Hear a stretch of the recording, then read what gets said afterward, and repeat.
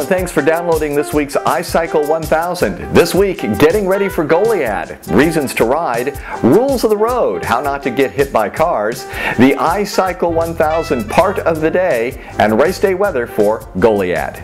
The 17th annual Missions Tour de Goliad is set to begin Saturday morning at 8 a.m. You can ride anywhere from 10 to 85 miles. Here are the different ride routes. Now, the Goliad Chamber website says you will pedal through a rich countryside filled with stately centuries-old live oak trees and gently rolling hills. I guess we'll see just how gentle those rolling hills really are. You can register online at active.com, and links to both websites are online at iCycle1000.com. So, how do you get ready for an 85-mile ride? Well, plenty of training rides are at the top of the list. I clocked about 100 miles this past 3 days, and I'll probably get in another 30 to 40-mile ride on Tuesday. Then it's time to start resting up for the ride. Food is a big deal too. I'm doing lots of chicken and pasta, but we'll begin tapering off after the big feast on Wednesday night. As for race day, I've got my road snacks already set up. Cytomax, sports beans, and goo are the performance foods I'm going with these days. They were all recommended by my local bike shop, Bay Area Bicycles.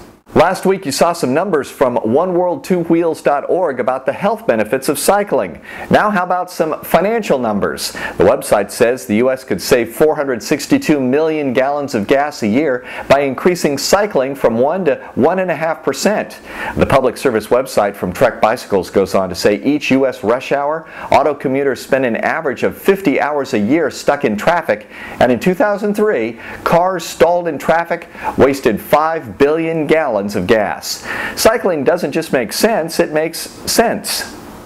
Each week here on iCycle 1000, you'll see something about staying safe on the road. We all have to share the road with cars and trucks going a lot faster than we are. Organizations like BikeTexas.org are lobbying for stronger traffic laws that protect cyclists.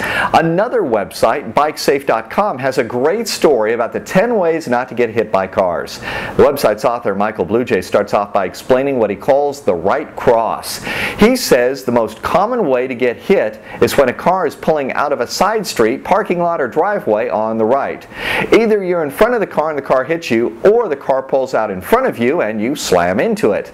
Now he's got several suggestions on staying safe. I like suggestion number 3. It says slow down and make eye contact with the driver. I'd go on to say be prepared to stop even if you have the right of way. This is my own opinion, but no matter what the law says, if you're in a crash, the car will always win.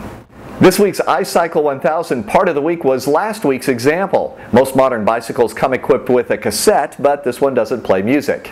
It's the cog set or sprockets in the back that attach to the hub on the rear wheel. They're held together by 3 small bolts or rivets for the ease of installation. Now down the road here on iCycle 1000, we'll do some actual maintenance and show you how to really mess things up. Our weekend ride weather is focused on Missions Tour de Goliad ride this Saturday.